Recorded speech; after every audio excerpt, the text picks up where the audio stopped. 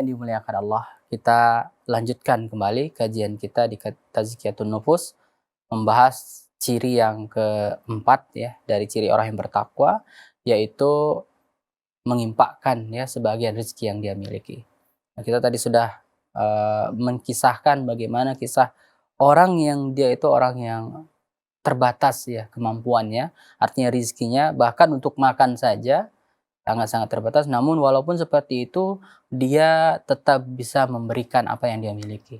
Nah, itu masih banyak kisah-kisah lainnya yang juga menceritakan bagaimana mereka yakin ya, ketika mereka berimpak, mereka bersedekah, mereka yakin Allah akan ganti ya. Allah akan ganti apa yang mereka keluarkan, apa yang mereka sedekahkan ya. Ketika betul-betul ikhlas lillahi taala, dia tidak mengharapkan dari pemberiannya tersebut balasan dari manusia atau ucapan syukur ya, sebagaimana terdapat dalam Al-Qur'an ya, innama nut'imukum liwajhillah la nuridu minkum jazaa'an wala syukura.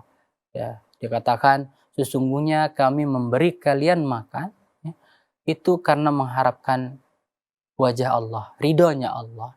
Tidak kami inginkan dari kalian itu balasan atau bahkan ucapan syukur sekalipun, terima kasih sekalipun tidak diharapkan olehnya.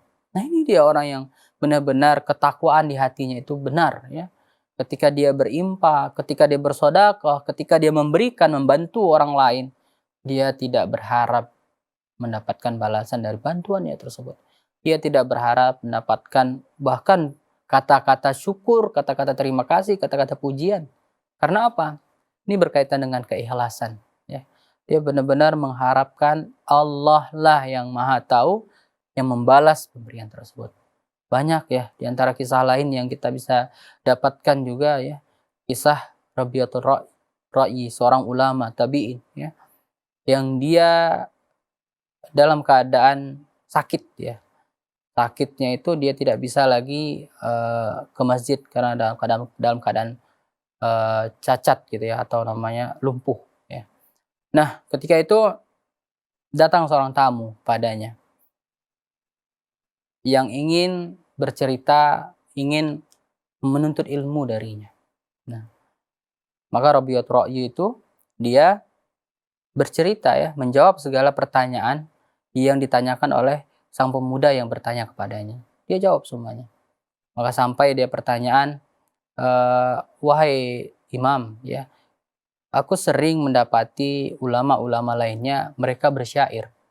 Artinya mereka mengatakan perkataan yang di luar Al-Quran dan Sunnah, bukan hadis, bukan Al-Quran. Namun aku tidak mendapati dari Anda seperti itu.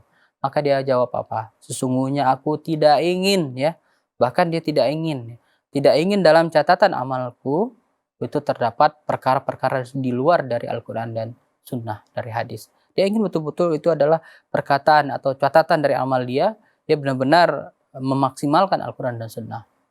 Maka ketika mereka asik berbicara ya, bicara tentang menuntut ilmu ini, ada ketokan pintu ya, di luar ya.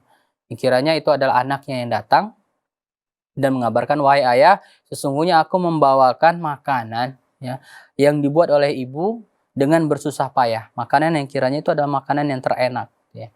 Makanan roti ya, roti yang dibuat betul-betul dikhususkan untuk sang ayah tersebut. Maka sang ayah katakan, ya letakkan dulu di meja ya. Artinya mau mereka makanlah bersama. Nah, tak lama dari kejadian tersebut, pintu kembali diketuk ya. Kiranya ada orang, ketika dibuka ada seorang pengemis, yang mana pengemis ini malah pengemis yang kurang waras ya. Artinya ya dia meminta, dia mau makan ya. Dia dengan isyaratnya dia ingin makan. Maka tatkala itu sang ulama ini, Rabi'atul Ra'yi ini, dia perintahkan kepada anaknya agar memberikan makanan yang ada di depannya ini ya. Yang itu adalah roti dibuat oleh istrinya secara khusus yang ingin supaya sang ayah ini memakannya. Maka dia berikan. Nah, tatkala diberikan, sang pengemis ini tadi, orang yang kurang waras ini tadi, dia memakan semuanya tanpa dia sisakan sedikit pun. Dihabisi, nah dikembalikan hanya piringnya yang dalam keadaan kosong. Maka sang anak ketika itu mengatakan kepada sang ayah, wahai ayah, tidakkah kau berikan ya makanan ini, melainkan ya ini adalah hasil usaha dari ibu yang ingin engkau memakannya. Dan malah kau berikan kepada orang yang kurang waras yang tidak tahu apa yang dia makan. Artinya dia tidak bisa menilai ya itu enak atau enggak. Gitu ya, tidak bisa mengetahui perkara tersebut. Maka apa jawaban sang ayah? Wahai anakku, ketahuilah ya, kalau dia tidak tahu ya dengan apa yang dia makan ya, bagaimana usaha dari yang dia makan ya. Artinya usaha dari istrinya tadi, ketahuilah sesungguhnya Tuhannya Maha Tahu. Masya Allah. Tuhannya Maha Tahu apa yang kita berikan kepadanya. Artinya yang diharapkan itu bukan penilaian dari manusia. Ya. Tidak diharapkan sama sekali. Yang diharapkan adalah Allah Maha Tahu apa yang dia berikan. Ini pelajaran yang besar yang harus kita ambil ya.